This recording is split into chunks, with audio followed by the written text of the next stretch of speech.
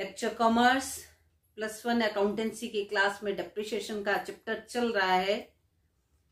पहला मेथड कर रहे हैं हम straight line method, fixed instalment method भी जिसको बोलते हैं।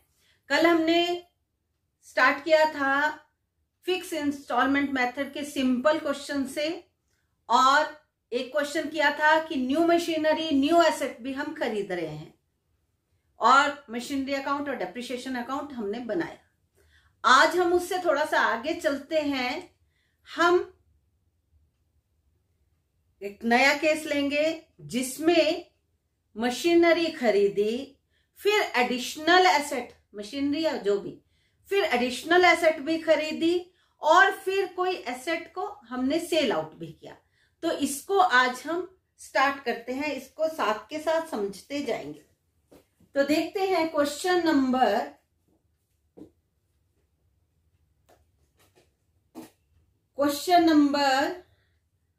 3A।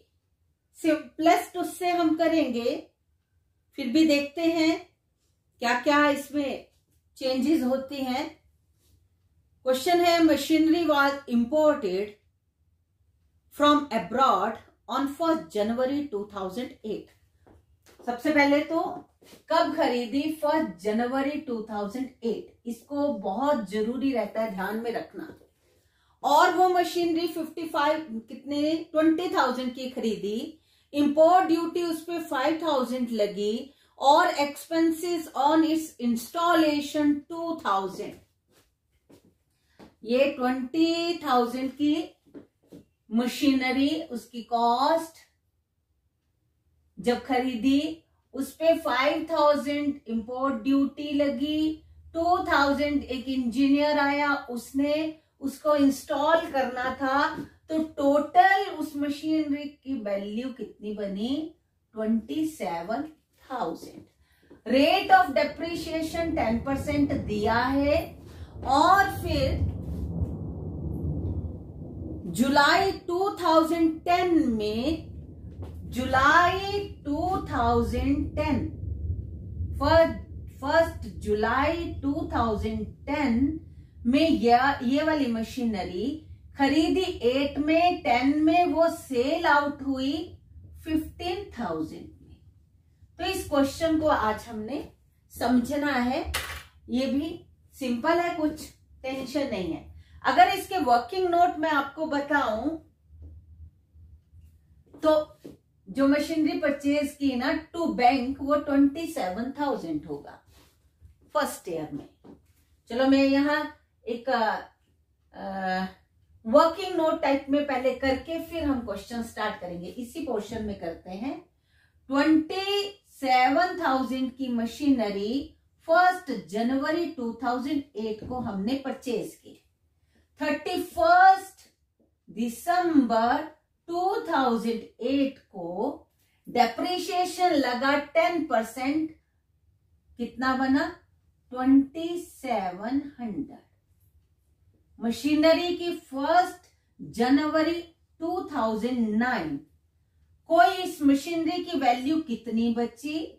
342, 24,300। फिक्स्ड इंस्टॉलमेंट मेथड है। 31 दिसंबर 2009 को फिर डेप्रिसिएशन लगा, फुल ईयर का फिक्स इंस्टॉलमेंट है, तो 27,000 इंटू 10, हर साल उतना ही डेप्रिसिएशन लगेगा, 2700। फिर डेप्रिसिएशन लगा 00612, 21,600 ये वैल्यू आई 1 जनवरी 2010 को। ठीक है। अब क्या हुआ? 2010 जनवरी को इतनी वैल्यू है, और इसको हमने सेल आउट किया। ये मशीनरी सोल्ड आउट कितने में? 15,000 में। कब? जुलाई में जाके। कब बेचा? जुलाई में जाके। तो जनवरी, फरवरी, मार्च, अप्रैल, मई, जून तक वो मशीनरी हमारे पास थी, और वो 6 मंथ का उस पर डेप्रिसिएशन लगेगा। डेप्रिसिएशन लगेगा, फुल ईयर का डेप्रिसिएशन 2700 है, तो हाफ ईयर का कितना हो जाएगा 2700 इंटू 6/12, 1350 रुपीज। तो 30th जून को या 1 जुलाई को, 1 जुलाई 2010 को 6 मंथ का उस पे डेप्रीशिएशन 1350 रुपीज लगा, तो उसकी वैल्यू 1 जुलाई 2010 को कितनी वैल्यू उसकी बची 20,250, उसकी वैल्यू 20,250 बची और उसको हमने सेल आउट किया, उसको बेचा हमने 15,000 में। तो ये 0525 ये क्या चीज आई, ये बेचा तो पैसे आए, बैंक अकाउंट हो गया, bank account debit to machinery, पैसा आ गया 15,000 थी वो 20,250 की, उसको 15,000 में सेल आउट कर दिया। तो ध्यान दो, तो ये 5,250 क्या है, क्या है, लॉस। बिल्कुल सही, बिल्कुल सही बच्चों ने बताया, इसको बोलते हैं loss on sale of machinery, loss on sale of machinery. ये वर्किंग नोट में पूरा क्वेश्चन हो गया। अब हमने इसको लेके जाना है, फिर से एक बार बताती हूं क्या तरीका है। मशीनरी खरीदी, उस पे इंपोर्ट ड्यूटी लगी तो उसके कॉस्ट में ऐड हो जाती है, उसको इंस्टॉलेशन चार्जेस, इंजीनियर की फीस जो थी उसको लगाने की, वो भी उसकी कॉस्ट में ऐड होगी। टोटल वो मशीनरी कितने की आई 27,000। 10% रेट ऑफ डेप्रिसिएशन लगा है एनुअली, तो वो हमने ये कैलकुलेट किया है 2,700। साल का फिक्स्ड इंस्टॉलमेंट है, हर साल उतना उतना उतना उतना ही लगेगा। जनवरी 8 में खरीदी, दिसंबर में पूरे साल का डेप्रिसिएशन लगा, जनवरी 9 में वो इतने की रह गई, फिर डेप्रिसिएशन लगा, जनवरी 2010 में इतनी की रह गई, जुलाई, हाँ जी 1 जुलाई 2010 को, हाँ आवाज नहीं आ रही, कट रही है बेटा, कुछ पूछ रहे हो क्या? अगर ऐसे कैमरा ऑफ हो गया। किसका?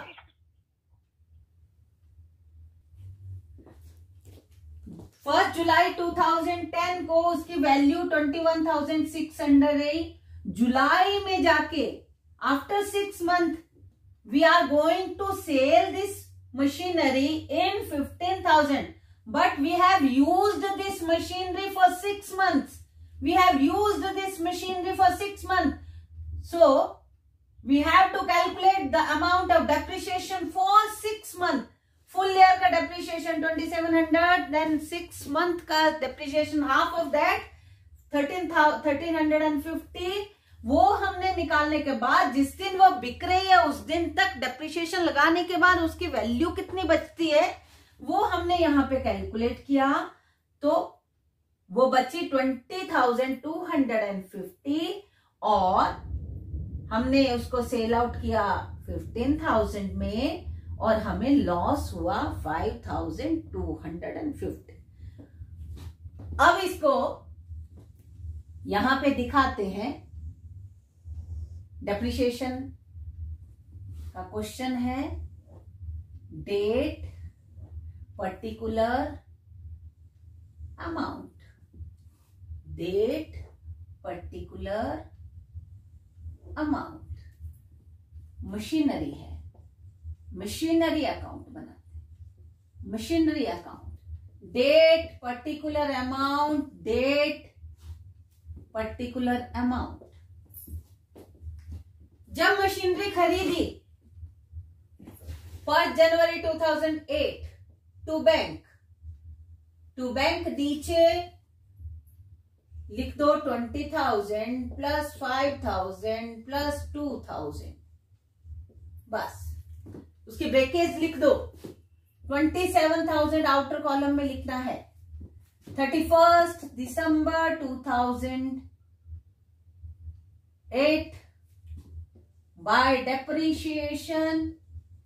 डेप्रीशिएशन, यहां पहुंचे हम, ये लिख लिया, ये लिखेंगे 2700, बैलेंस करेंगे इसको 27,000 बाय बैलेंस सीडी 31 दिसंबर 2008, ये हमने कैलकुलेट करके रखा है एज इट इज, इसको रख दो यहां पे 24,300। 1 जनवरी 2009 टू बैलेंस बीडी यही अमाउंट 24,300। 31 दिसंबर 2009 बाय डेप्रीशिएशन, फुल ईयर का डेप्रीशिएशन 2700, बैलेंस करेंगे 24,300 बाय बैलेंस सीडी 31 दिसंबर 2009 को कितनी बच गई हमारी मशीनरी? 21,600। फिर लेके आएंगे 2010 टू बैलेंस बीडी 21,600। अब हमने डेप्रिसिएशन लगाना है। यहां डेप्रिसिएशन फुल ईयर का था 31 दिसंबर 2009, लेकिन इस मशीनरी को हमने बेचना है तो 1 जुलाई 2010 बाय डेप्रिसिएशन 1350 जो हमने मशीन सेल की कैश आया, बैंक में पैसा जमा हुआ तो एंट्री बनी, bank is the receiver, bank account debit to machinery 15,000। Machinery account बन रहा है, मशीनरी को क्रेडिट किया है बाय बैंक 1 जनवरी 2010 बाय बैंक 15,000।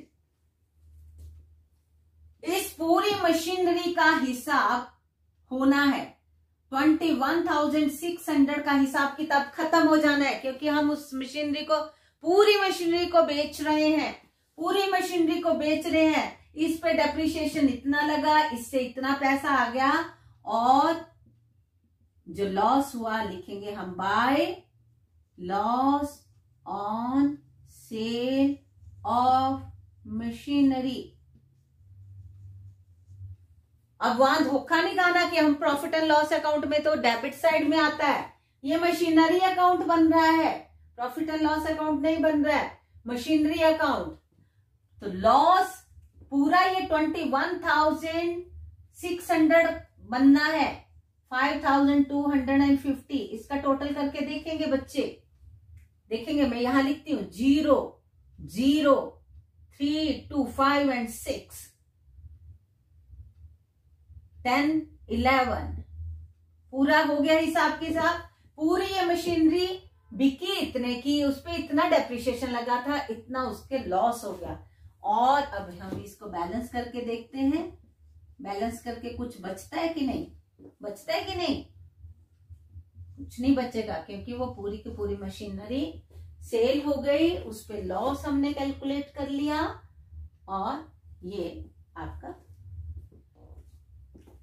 क्या क्या चीजें आई उस मशीनरी पे, ये जो मशीनरी बिक रही है इस पे जितना समय बाद वो बिकी उतने टाइम का डेप्रिसिएशन कैलकुलेट करते हैं, कितने की बिकी वो, और उन दोनों को देखते हुए देखते हैं प्रॉफिट हुआ कि लॉस हुआ। फॉर एग्जाम्पल दे रही हूं इस क्वेश्चन से रिलेटेड, क्वेश्चन में ऐसा नहीं है लेकिन मैं देखती हूं, ध्यान देना है। यहां पे लिख रही हूं यही मशीनरी बेचनी है तो उस पे, और इसी डेट को बेचनी है, इसी डेट को बेचनी है, इतना डेप्रिसिएशन लग गया, ये डेप्रिसिएशन है। और वो मशीनरी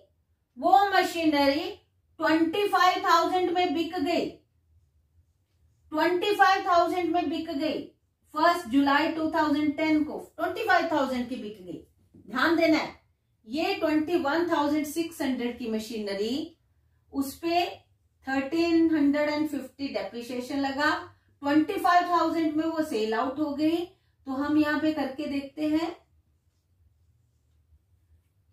26,350 उसकी वो हुई, तो थी कितने की 21,600 की थी, इतने की बिक गई और डेप्रिसिएशन भी उस पे लग गया था। तो ये क्या हुआ, प्रॉफिट। ये प्रॉफिट। तो हम कैसे बताएंगे, मान लो ये वाली स्थिति होती है, यहीं पे मैं करती हूं, इसी को आगे मैं ऐसे एग्जांपल में ले रही हूं, ये खत्म है, मान लो हम यहां पहुंचे हैं, टू बैलेंस बीडी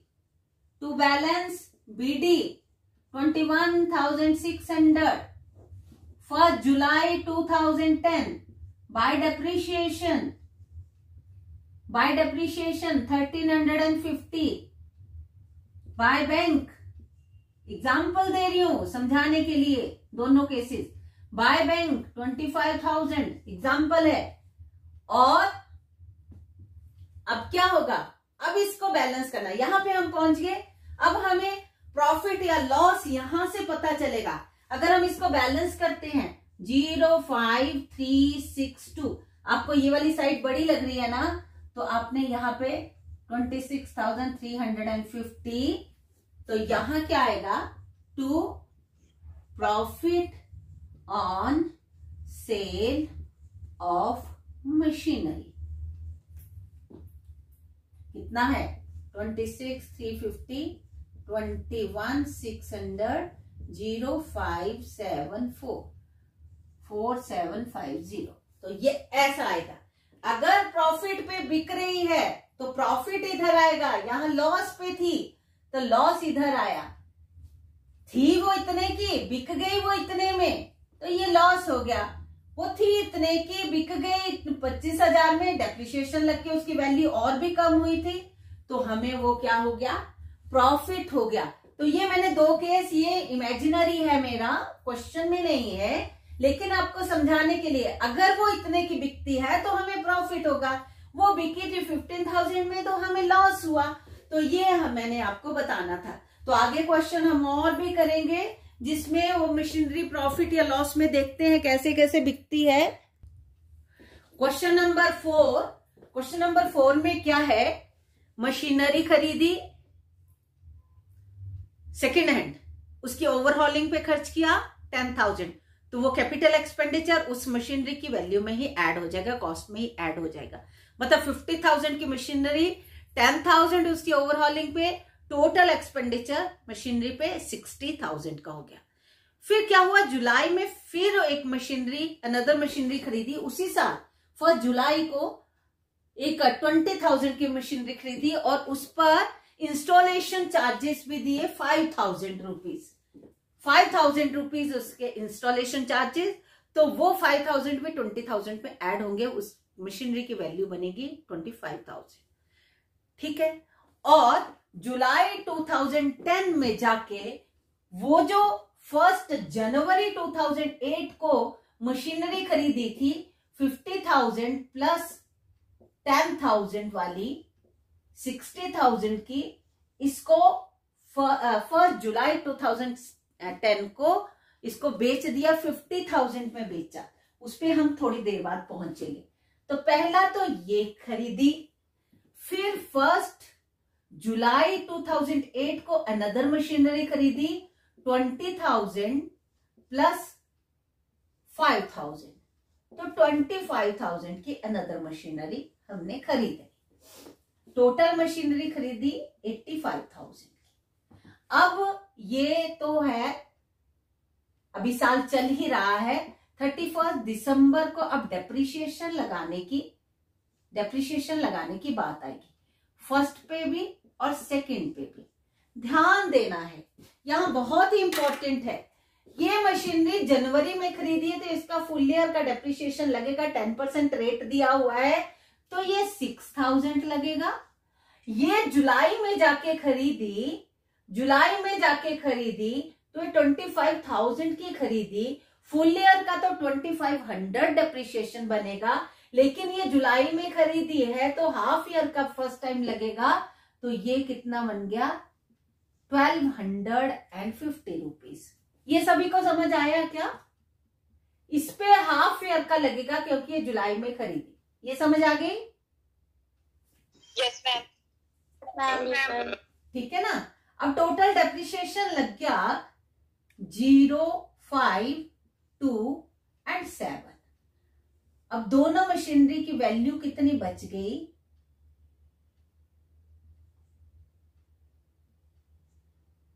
77,750। अब क्या है, ये जो है इसकी ब्रेकेज निकालनी पड़ेगी हमें 1 जनवरी 2009। फर्स्ट मशीनरी कितने की बची और सेकंड कितने की बची, इसकी ब्रेकेज ये देखो, 60,000 माइनस 6,000, 60,000 माइनस 6,000 54,000, 25,000 माइनस 1,250, तो ये कितने की बची 0, 5, 7, 3 और 2। इसका टोटल करके देखो इतना आता है क्या, 057,437,527। ये इसकी ब्रेकेज आ गई। ठीक है जी। अब 31 दिसंबर को 2009 को डेप्रिसिएशन लगा, depreciation on first machinery, depreciation on second machinery. First machinery का तो फुल ईयर का ही लगेगा, सेकंड का भी अब फुल ईयर का लगेगा 2,500 का। टोटल डेप्रिसिएशन लग गया 8,500 का और बची कितनी 5, 2, 9, 6, 69,250। ये टोटल मशीनरी है।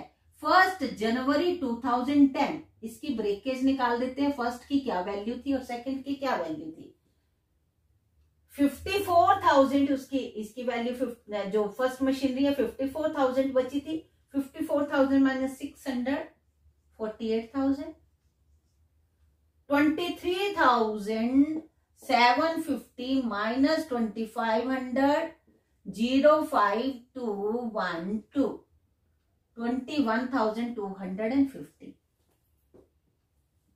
इस क्वेश्चन को आप डायरेक्ट करोगे तो आपको ज्यादा इजी लगेगा। यहां पे फिर भी आपको ऐसा लग रहा हो, इसका टोटल करके देखते हैं 05296। ठीक है। अब क्या है, अब ध्यान देने वाली बात है, हमने दिसंबर तक का वो डेप्रिसिएशन मशीनरी अकाउंट बनाना है। अब हमने ये वाली मशीनरी बिकेगी, ये वाली मशीनरी, ये फर्स्ट मशीनरी है, ये मशीनरी नंबर 1 है, ये मशीनरी नंबर 1 है, ये मशीनरी नंबर 2 है, और बिकने वाली ये है। उसकी 1 जनवरी 2010 को वैल्यू 48,000 रह गई थी और जुलाई में जाके बिक रही है। ध्यान देना, इसको मैं अलग से यहां पे करती हूं। 48,000 उसकी वैल्यू है 1 जनवरी 2010। 1 जुलाई 2010 को ये बिकने वाली है, तो पहले तो हम इसका हाफ ईयर का डेप्रिसिएशन लगाएंगे। हाफ ईयर है ना, 1 जुलाई मतलब 30 जून तक का।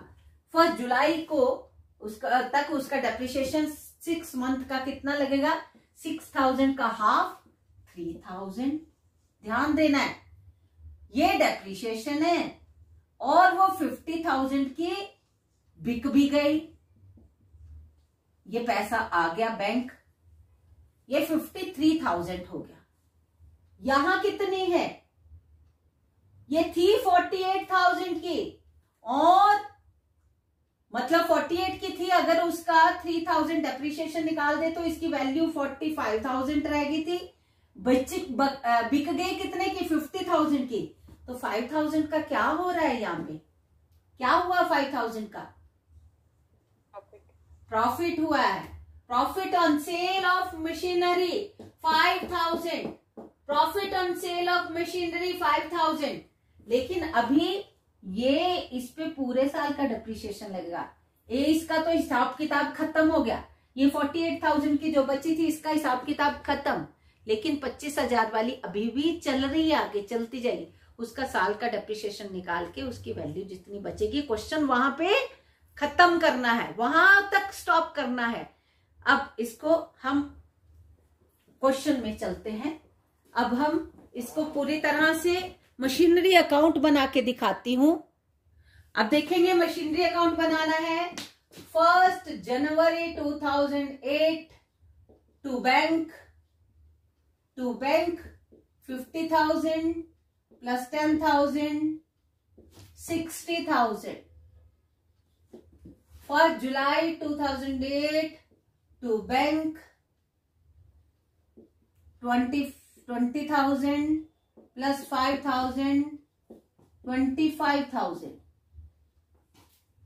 31 December 2008 by depreciation 1 and 2।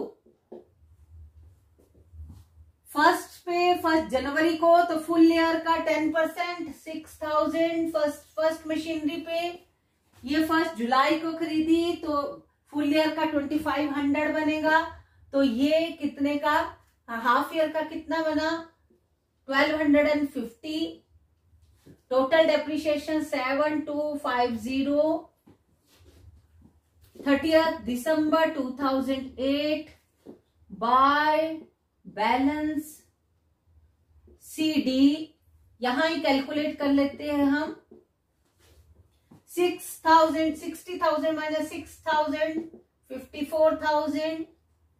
25,000 minus 1,250 05732 23,750।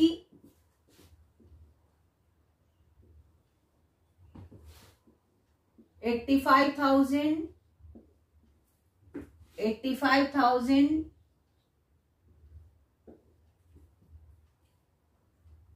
इसका टोटल 0,5,7,7। इसका टोटल करके देखेंगे। 0 0 0 14 15 7 plus 1 8।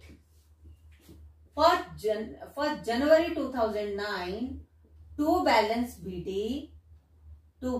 BD 1 and 2 154,000 to 23,750, total 77,750। 31st December 2009 by depreciation first and second। First पे फुल ईयर का फिक्स इंस्टॉलमेंट मेथड है 6,000। सेकेंड मशीन में फुल ईयर का 2,500 8,500। 77,750। 31 दिसंबर को इन दोनों मशीनरीज की क्या वैल्यू बची by balance CD 1 and 2। 54,000 minus 6,000 48,000। 23,750 minus 2,500 0,5,2,0,2। गलत तो नहीं किया, यहाँ पे कर लेती हूं। 23,750 माइनस 25, हाँ 1 आएगा इधर, इसका टोटल 05296, 057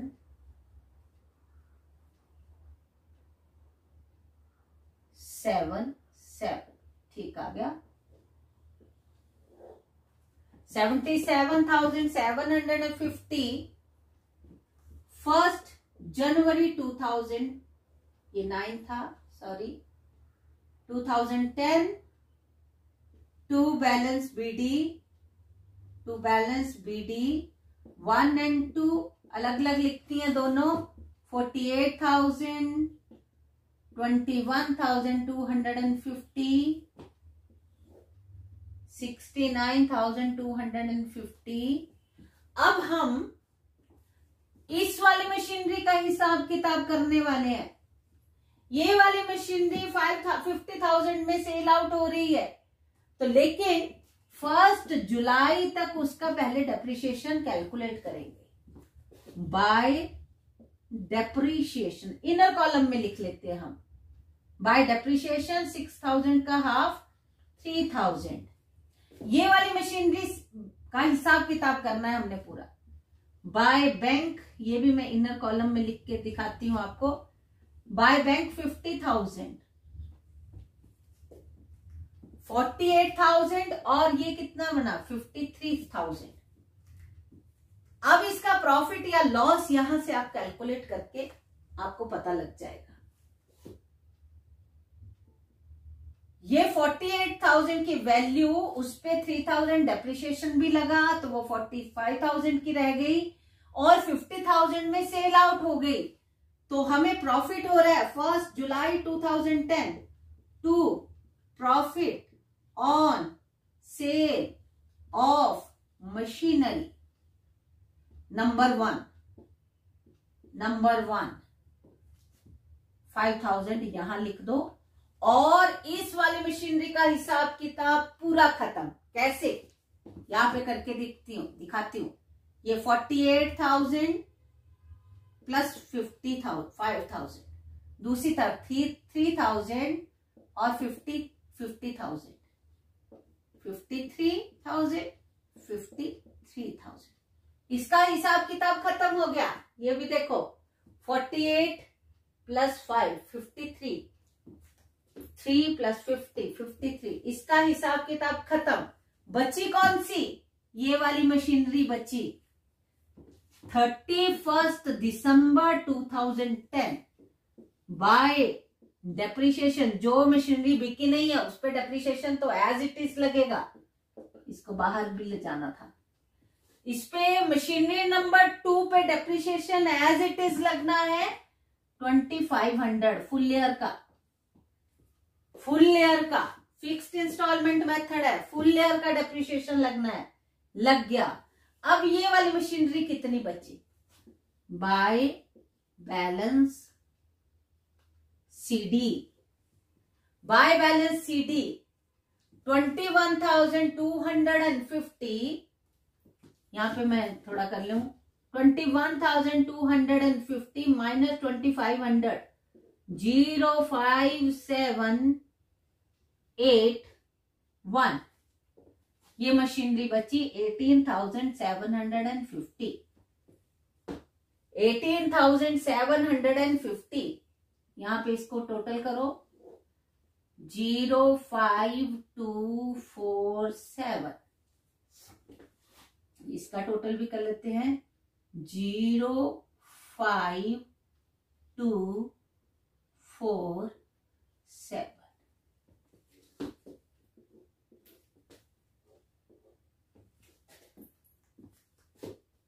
ये मशीनरी नंबर 1 का हिसाब खत्म।